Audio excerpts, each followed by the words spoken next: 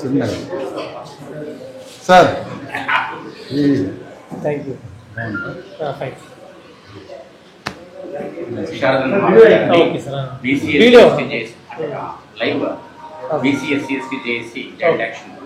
రాష్ట్ర convener sir. లక్ష కిలోమీటర్ల మహాభూమి రథయాత్రలో భాగంగా వస్తున్న సందర్భంగా విషయం తెలుసుకొని చాలా సంతోషపడి సార్ని వెళ్దాం. మీరు డిఎస్పీగా ప్రమోట్ అయ్యారు, కంగ్రాట్స్ చెప్పడము, అట్లనే 2-3 విషయాలు కాస్త మీతో షేర్ చేసుకోవాలని వచ్చారు. కూర్చోండి.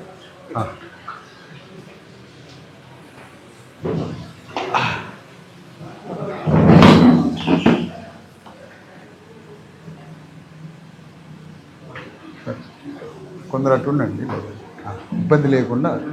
వందల పోలీస్ స్టేషన్లలో, వేల పోలీస్ స్టేషన్లలో రాష్ట్రంలో ఎన్నో సంవత్సరాలుగా పోలీస్ స్టేషన్లు ఏర్పడ్డ కాడి నుంచి ఒక బాధితుడు సొక్క ఉండదు, బట్టలు ఉండదు, సరిగ్గా ఉండదు, భయంగా అయా అని వచ్చి నీ దండం పెడతారు అని వచ్చి ఆడను గోడల పోయింటి దాక్కొని నిలబడి భయంగా పోలీస్ స్టేషన్కి వస్తాడు. అట్లా భయంగా న్యాయం కోసం వచ్చేవాడు గంభీరంగా రావాలి కదా. న్యాయం కోసం వచ్చినోడు నిటారుగా నిలబడి సార్ నాకు ఈ న్యాయం చేయండి అని రావాల్సినోడే భయపడి వస్తుంది ఏంటి? ఆ భయంగా వచ్చినోడిని మీలాంటి వాళ్ళు మరింత ప్రేమించి కూర్చోబెట్టి మంచినీళ్ళు ఇచ్చి వీరుండే ఛాయ్ ఇచ్చి నీ బాధ ఏందని కనుక్కొని అతనికి ఒక స్నేహ వాతావరణంలో అతను న్యాయం చేసే పోలీస్ స్టేషన్ల వాతావరణాన్ని మనం పెంచలేమా? ఏమో అది మీ దగ్గర లాంటి వాళ్ళ దగ్గర డిఫరెంట్ ఉంది సార్. కంపల్సరీ ఎవరైతే విక్టిమ్స్ ఉన్నారో వాళ్ళు ఫ్రీగా వచ్చి వాళ్ళు చెప్పుకునే స్టేజ్ లో పోలీస్ స్టేషన్ అన్ని ఉన్నాయి. ఏ ప్రాబ్లం ఉన్నా మీడియేటర్ సిస్టమ్ లేకుండా డైరెక్ట్ వచ్చి వాళ్ళే అప్రోచ్ అయ్యే ప్రొసీజర్ ఇప్పుడు ఫాలో అవుతున్నాం. అంతా మొత్తం స్టేట్మెంట్ కూడా అదే ఉంది. ప్రజెంట్ ఏదో మీడియేటర్లు వచ్చి పోలీసులను అప్రోచ్ చేయడం అట్లాంటి ఇప్పుడు లేదు. ప్రజెంట్ సినారియోలో అవన్నీ ఏం లేదు. డైరెక్ట్ నార్మల్ పిటిషనర్ కూడా డైరెక్ట్ వచ్చి పిటిషన్ ఇవ్వగలుగుతున్నారు. ఎవరికైనా ఇవ్వగలుగుతారు. ఎస్ఎస్ చూపిస్తున్నారు, హైయర్ ఆఫీసర్స్ కూడా ఇవ్వగలుగుతున్నారు. డైరెక్ట్ అప్రోచ్ సిస్టమ్ అనేది ప్రజెంట్ రన్నింగ్ లో ఉంది. ఓకే, అంటే మీరన్నది ఒక 20-25 ఏళ్ళ నుంచి స్నేహ పోలీసు, ఫ్రెండ్లీ పోలీస్ అనేది ఉన్నది. కానీ మనం ప్రాక్టికల్ గా మీలాంటి సహృదయం ఉన్న వాళ్ళ దగ్గర ఉన్నది.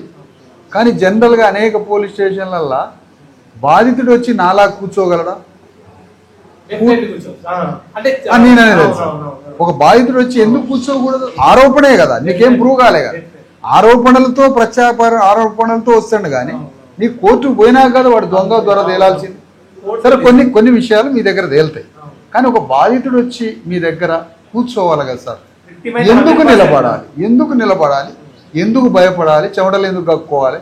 అయా నీ బాంచన కాలు మోగుతాని ఎందుకు అనాలి? అట్లాంటి పోలీస్ స్టేషన్లు కూడా ఉన్నాయి కదా. మీలాంటి సహృదయం ఉన్న మరి డిఎస్పీగా ప్రమోట్ అవుతారని మీరు ఎంతో వెల్ ఎడ్యుకేటెడ్ అయి ఉంటేనే అది బాగా జరిగి ఉంటుంది. కాబట్టి మీలాంటి వాళ్ళ ద్వారానే ఈ రిఫార్మ్ జరగాలి. పోలీస్ స్టేషన్ బాధితుడు వచ్చి గంభీరంగా ఆత్మగౌరవంతో కూర్చోవాలి. ఆ కూర్చునే వాతావరణం మీరెందుకు మోడల్ చేయకూడదు? అనేక పోలీస్ స్టేషన్ మోడల్ అయి కూర్చున్నాయి. నిర్మాణాలు, భౌతిక నిర్మాణం, చెట్లు పెంచిండు ఎస్ఐ, మంచిగా పోలీస్ స్టేషన్ నిర్మాణం చేసిండు, తయారు చేసిండు అన్న మోడల్ పోలీస్ స్టేషన్లు ఉన్నాయి. కానీ ట్రీట్మెంట్లో మోడల్ కావాలి.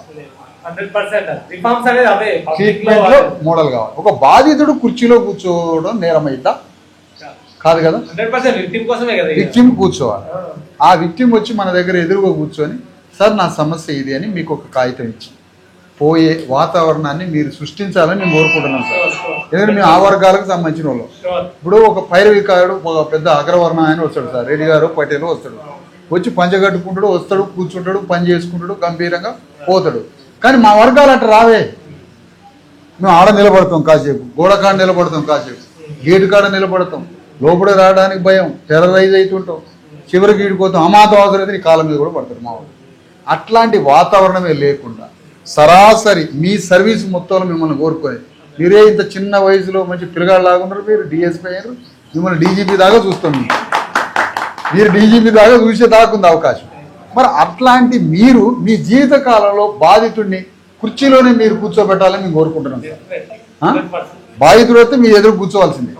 వాళ్ళు చెప్పుకోవాలి, వాళ్ళ ఫ్రీగా వాళ్ళు ఏ ప్రాబ్లం ఉందో వాళ్ళకి చెప్పుకుంటేనే మనం కూడా సర్వీస్ చేసినట్టు మనకు కూడా సాటిస్ఫాక్షన్ అనేది ఉంటుంది. అవును, అందుకని బాధితుడు వచ్చి గంభీరంగా ఆత్మగౌరవంతో మీతో ఎదురుగా కూర్చొని తన సమస్యని చెప్పుకొని పోయేటట్టుగా మా సొక్కా లేని జనం ఉన్నారు కదా మా బీసీ ఎస్సీ ఎస్టీలు పీడితులు, రాజ్యాంగం కూడా పీడితుల పక్షానే కదా సార్.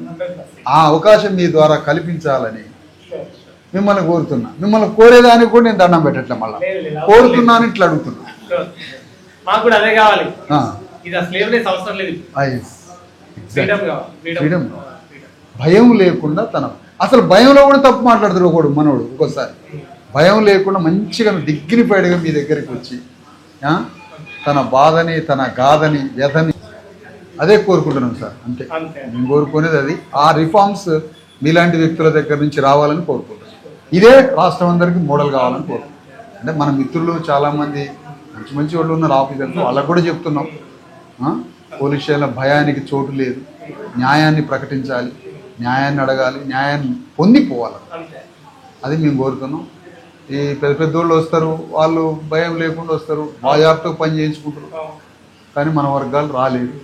అందుకని ముఖ్యంగా ఎస్సీ ఎస్టీ వర్గాలు బీసీ వర్గాలని మీరు మంచిగా ట్రీట్ చేయాలని కోరుతున్నాం. థ్యాంక్ యూ మహేందర్ గారు.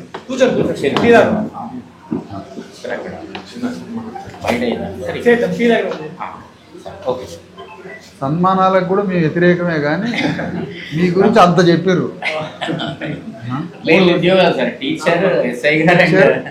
టీచరు ఏది పట్టుకోవాలంటే డిఎస్పీ చేయాలి. న్యాయం ఈ పాత్ర ద్వారానే మనకు ప్రజలకు ఎక్కువ అవకాశం ఉంటుంది కాబట్టి అంటారు. ఎప్పుడు మొన్న రాసిందా? మొన్న ఏమైనా కోచింగ్ తీసుకుంటా? అంటే కోచింగ్ ఏం తీసుకోలేదు sir. Test series Hyderabad Ashok నగర్లో 1.5 years దాదాపు 20 months.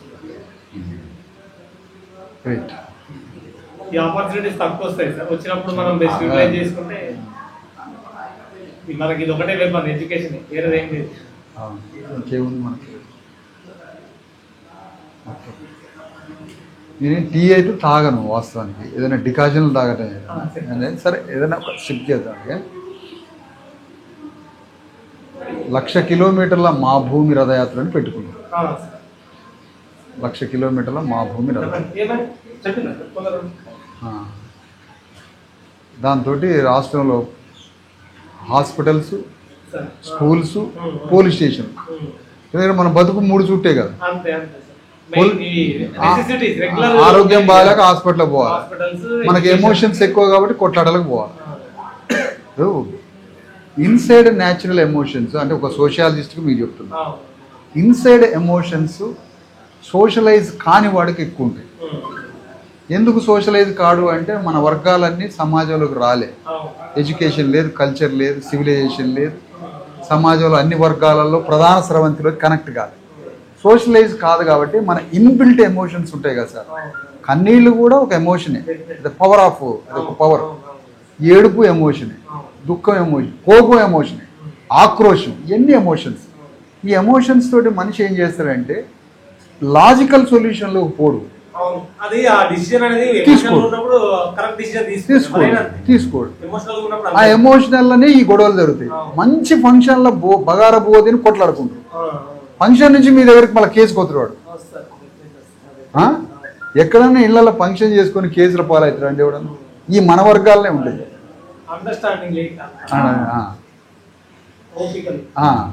ఫంక్షన్ చేసుకున్న ఇంటి కాడి నుంచి పోలీస్ స్టేషన్కి పోతారు మనం.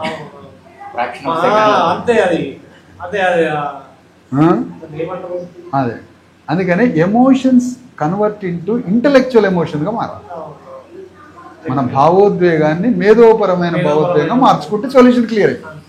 అవి లేకనే స్టార్ట్ అవుట్ అయింది. ఇప్పుడు జైళ్ళలో మగ్గుతున్నది మొత్తం జైల్స్లో 90% బీసీఎస్సీ ఎస్టీ వర్గాలు. నేరాలు చేయకుండా అనవసరమైన నేరాలు ఇరుక్కొని ఎమోషన్స్తో కూడా లా నుంచి క్లియర్ చేయాల్సిన బాధ్యత కూడా మనలాంటి వర్గాలకు ఉన్నది అనేది మరొకసారి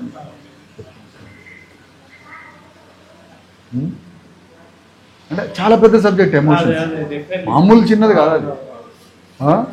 మనోడు స్పాట్లో న్యాయం జరగాలనుకుంటాడు, on the spot immediate justice అంతే. మైనర్ బాధిత అట్లా मराठी समजते आपको తెలుగు समजते తెలుగు నాకు మరాఠీ बोला ఈ మెట్ల మీద కూర్చోవద్దు మీరు కుర్చీలో కూర్చోండి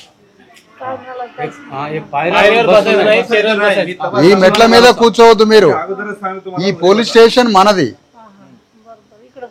बराबर जरगा पुलिस स्टेशन आपला है अपने फायर और बस यहाँ बैठो जी बैठो अम्मा बैठो पहले बैठो कहीं को यहाँ बैठे